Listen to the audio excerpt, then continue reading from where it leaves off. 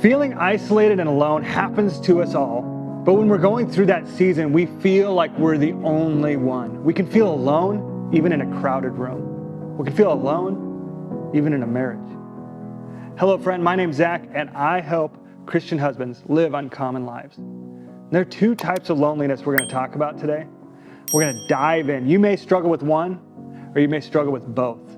But in today's video, I hope to give you practical solutions to overcome that feeling of loneliness. First, why do we feel lonely? Shouldn't it just be us and God and that should be enough? The answer is actually no. In Genesis 2:18, God actually says, it is not good that man is alone. And when we view this verse, often we talk about it in a marriage context, which is very true. But really what I think it shows more than anything is just relationship in general. Think about this. Imperfection. You're Adam, it's you and God, and perfectness. There's no poison oak, which I hate here in Oregon. There's no poison ivy, no sticker bushes. All the other things have not happened. Sin is not here. Perfection. And it was still not good that man was alone. You and I, we need relationships. And you might be saying, dude, I know, that's why I feel lonely. Just get to it. So let's continue on. The first one we're going to dive into is the obvious one. It's that we have no relationships. See, when we are not in deep community with people, we can feel lonely. Have you ever had this point where you have friends, but they really don't know you? I've been in that place. And here's some things maybe you haven't heard before, but church is not a great connection point. And that's not a mock on the church. Don't hear that, please. But it's that in that connection, when you go every Sunday, it's a good thing. Please keep going. But you're surrounded by a bunch of people, and they have that greeting time. Hey, how are you? My name's Jim Bob. You do this little greeting thing, but that's not connection. That's the start of connection, though. And really what we need to do is we need to take those relationships, where they're at church or maybe at work, or all the other places, and we want to go deeper, because without the deepness, that is where the loneliness comes from. That's why you can have these shallow relationships, but it's not a real relationship. See, if you want to go deeper, here's some tips just to look for areas. If your church has small groups, go to those, even classes. If there's something you want to learn, you can build a community in those places. For me, it's actually in my broken places where I formed community. I went to groups at church trying to get healing because I was addicted to pornography.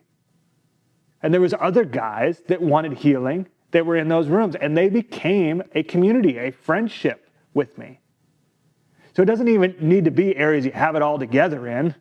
It can be that you surround yourself with an area where you have commonality and brokenness, and you're trying to get healing together.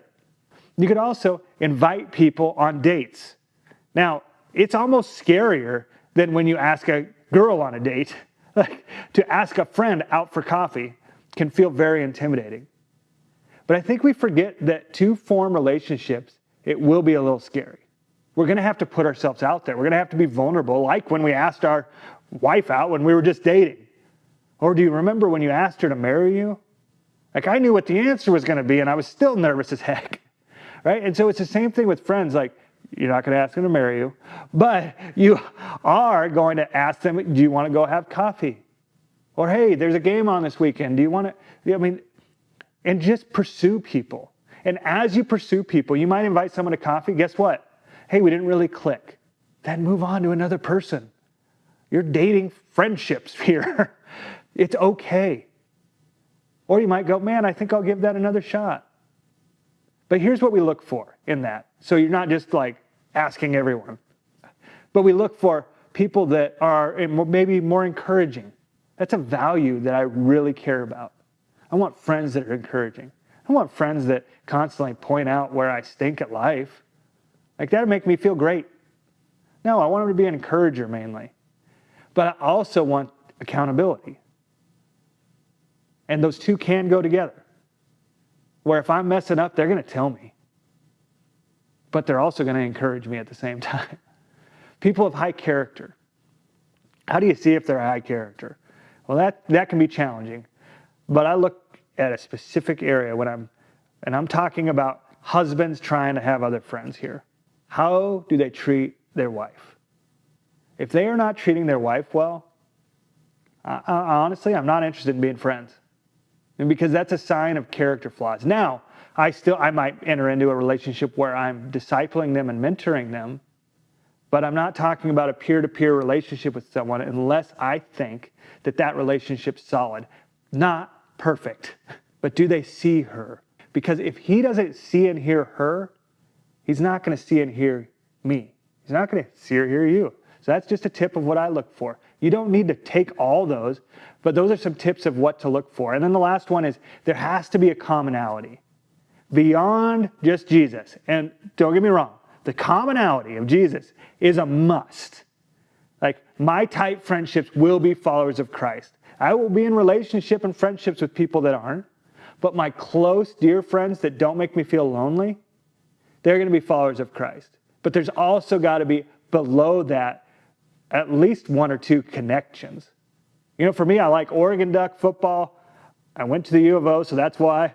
I like fly fishing. I like hunting. I like running. You do not need to like them all.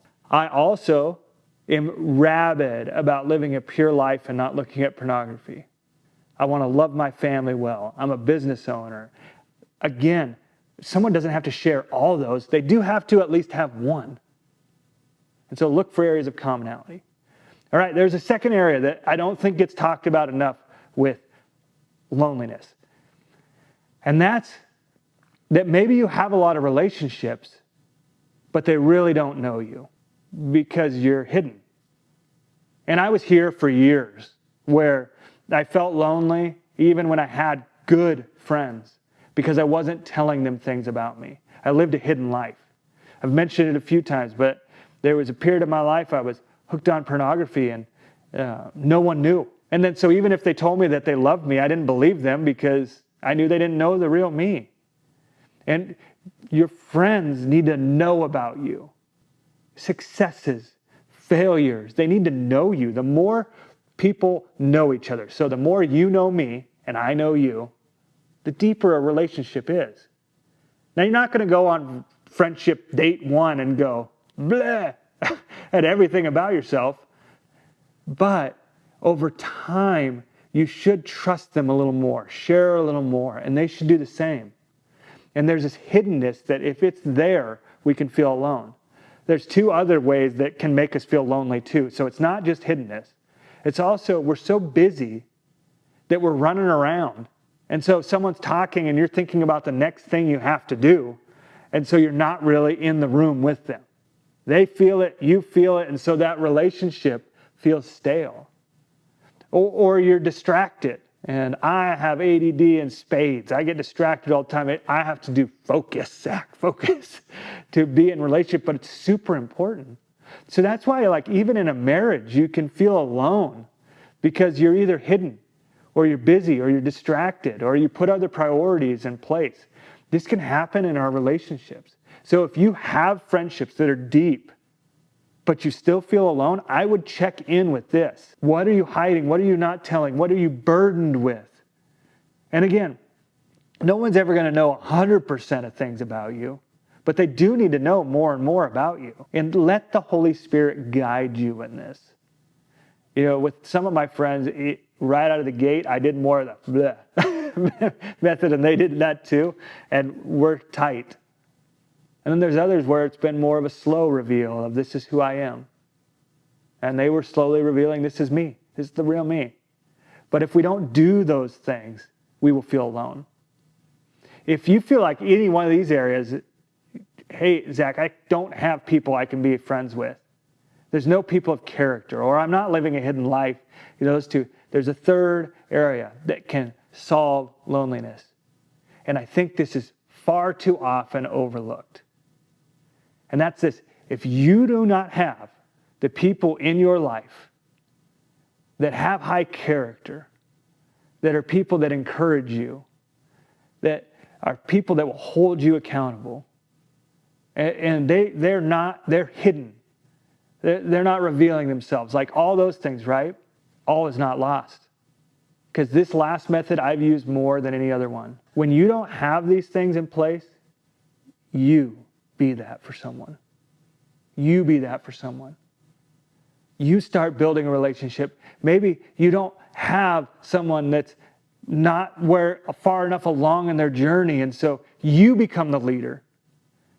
You share your story. You build a community. You share your struggles. You ask for prayer. You give them the gift of going first.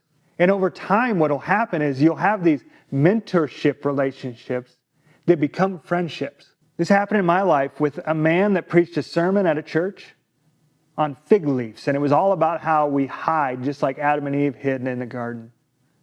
And he just talked about how we need to be transparent and open. And when we aren't sharing our true self, that idea of that hiddenness, that we're not really known. And he talked about James 5:16 and confessing your sins to one another. And long story short, we started running together at 4:30 in the morning. I hated waking up for those runs, but I always loved the run. And in the dark, I started confessing my sin, and he became the greatest mentor of my life. And he started mentoring me and would tell me things, and I would do those things, and then he'd give me more information, and I'd go there.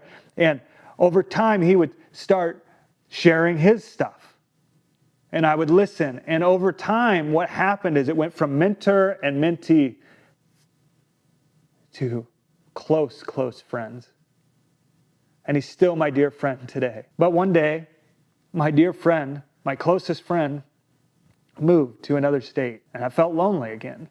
So I started modeling what he did for me. I started being very open with my story and transparent with others. And over time, some guys wanted to meet with me. And so I started mentoring them. And now I have a ton of close friends around me. And so if you do not feel like you have relationships that are ones that you can't get close to, that's okay. If you don't feel like people are being transparent and honest with you, that's okay. You can build that community. And yes, it takes time. But if you can be that for someone, somewhere will be that for you.